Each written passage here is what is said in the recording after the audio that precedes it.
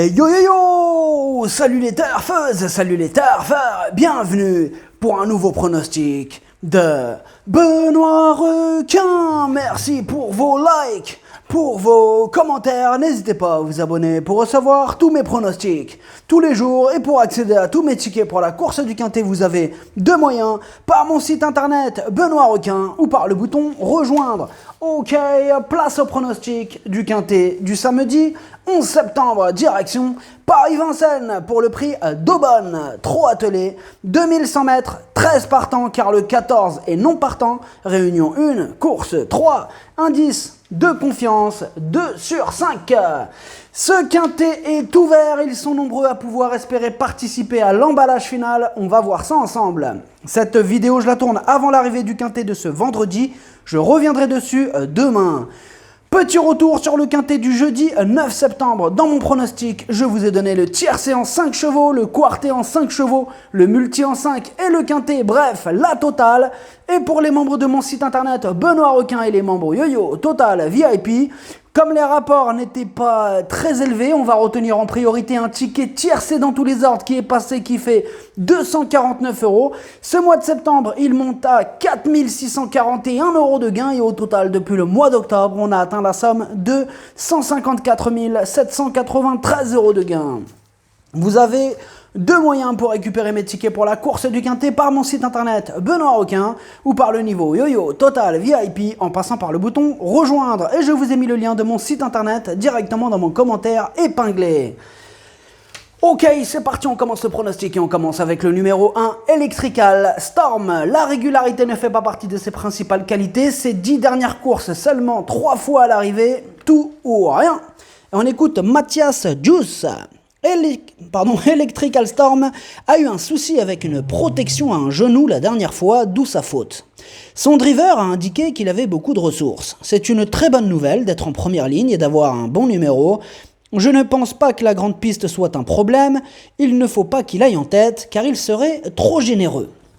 Le numéro 2, Easy Maza. Ses 5 dernières courses sont excellentes, il est bien placé en première ligne et confié à Jean-Michel Bazir. Il a une belle carte à jouer. Et on n'a pas les commentaires de l'entraîneur de ce numéro 2. Le numéro 3, Domingo de Lou. Il reste sur 2 disqualifications consécutives et du coup ça refroidit un peu. Ce n'est pourtant pas la qualité qui lui manque. Un sage, il peut faire mal. Et on écoute Laurent-Claude Abrivard. Domingo de Lou a du mal à retrouver son meilleur niveau après avoir connu des problèmes de santé. Il paraît pourtant bien à l'entraînement. Je vais le munir d'un bonnet fermé pour qu'il se montre plus appliqué. Cet artifice peut l'aider à se réhabiliter. Il est donc préférable de ne pas le négliger. Le numéro 4, Emilia Saïgi. Elle fait l'arrivée de toutes ses courses. Elle est dans sa catégorie. Elle a hérité d'un bon numéro. Tous les feux sont au vert. Et on écoute Arnaud Desmottes. Emilia Saïgi a encore très bien tenu sa partie dernièrement dans un Quintet semblable, même si elle a légèrement coincé pour finir. Je l'avais obligée à démarrer et elle l'a payé pour finir. Dans la foulée, elle bénéficie d'un engagement sur mesure et retrouve le même genre d'adversaire. Elle a encore sa place dans la bonne combinaison. Le numéro 5, Eagle Lignerie. Il reste sur 4 échecs consécutifs. Difficile de lui accorder notre confiance dans ces conditions. Et on écoute Guillermo Orach Vidal. Eagle Lignerie se serait imposé mardi à réclamer si je ne l'avais pas sollicité trop brusquement au début de la ligne droite. Certes, il monte de catégorie, mais nous voulons suivre son comportement dans une telle course, et c'est toujours intéressant de courir un Quintet. Bien évidemment, sa tâche s'annonce compliquée. Le numéro 6, Uma Dasti. Ils sont nombreux à pouvoir espérer terminer dans la bonne combinaison, la preuve avec elle, qui a déjà gagné sur ce parcours. Encore une possibilité. Et on écoute Franco Ferrero. Uma Dasti s'est démarré rapidement. J'aurais préféré un numéro encore plus en dedans. Dernièrement, elle a reculé avec les relais, mais n'a pas démérité. Il faudra compter avec un très bon parcours et ne pas être loin de la tête. Si tel est le cas, elle peut jouer un très bon rôle. Elle est restée en belle forme. Le numéro 7, DiMaggio. Il est dans une forme olympique. Il reste sur une 2e place dans le Quintet de référence. Avant ça, il enchaînait les victoires. Il s'annonce redoutable. Et on écoute Pierre Vercruz. Di Maggio a mis à profit sa grande condition physique pour se mettre en évidence dans le Quintet Plus de référence. Samedi, il retrouve des conditions similaires. Sa récente deuxième place lui permet de partir en première ligne. Il est toujours au top et encore une belle carte à jouer. Le numéro 8, Evita Madric. Elle a le défaut de ne pas toujours répéter ses bonnes sorties, mais elle apprécie les courtes distances, surprise possible.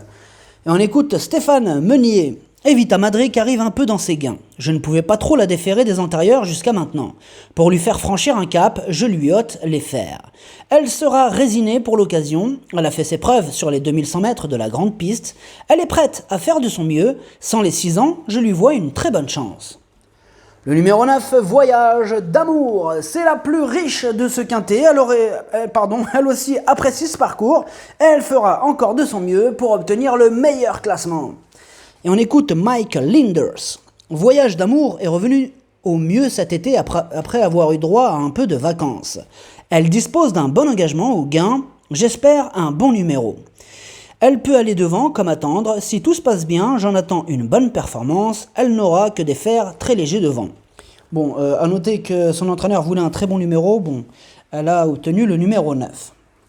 Le numéro 10, Voyageur, Griff. Il reste sur un échec mais il apprécie les courtes distances, sa marge se réduit à ce niveau, il n'aura pas le droit à l'erreur pour espérer terminer dans la bonne combinaison. Et on écoute Vitale Ciotola.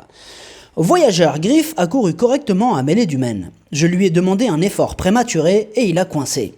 Il est nettement mieux à l'entraînement. Cette course a valeur de test, mais il va avoir accusé des progrès. Je le crois capable de trotter 1-12-5, mais je ne sais pas si ça suffira pour accrocher une place. Le numéro 11, El Magnifico de Lou. Il a la pêche, il fait quasiment l'arrivée de toutes ses courses. Il a remporté sa dernière course, du coup, il va en faire souffrir plus d'un sur sa route. Et on écoute Vincent Martens. El Magnifico de Lou a connu des ennuis de santé sans quoi il aurait beaucoup plus de gains. Il a réalisé un très bon été, il est toujours aussi bien. Évoluer sur la grande piste ne sera pas un problème. Il n'y avait pas réussi jeune car il manquait de maniabilité et demeurait compliqué. Il ne fait que rattraper le temps perdu, il a toute ma confiance. Le numéro 12, Come On Hugo. On ne peut pas dire qu'il brille par sa régularité, mais sa troisième place sur ce même parcours au mois d'août incite à la méfiance. Encore un possible trouble fait dans ce quintet ouvert. On écoute Hansen Eric Bondo. Come On Hugo n'a jamais pu s'exprimer dernièrement sur la petite piste alors qu'il avait les moyens de terminer tout près. Il n'a pas été marqué par ses efforts.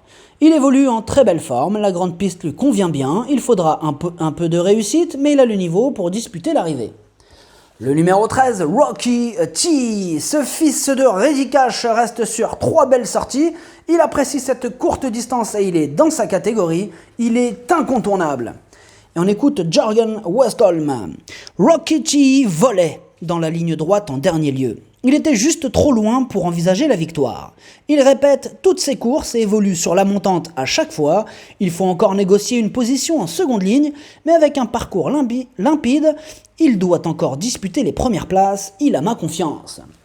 Le numéro 14 est non partant. Le pronostic, ça donne 11, 7, 13, 2, 9, 4, As, 8, cheval de complément le 12, si jamais il y a un autre non partant et ça peut arriver, le 3. Merci d'avoir suivi cette vidéo, n'hésitez pas à vous abonner pour recevoir tous mes pronostics tous les jours et pour accéder à tous mes tickets pour la course du Quintet, vous pouvez passer par mon site internet Benoît Requin ou par le bouton rejoindre sur le niveau Yo-Yo Total VIP, à jouer avec modération, bonne chance, chopez-le moi, ciao.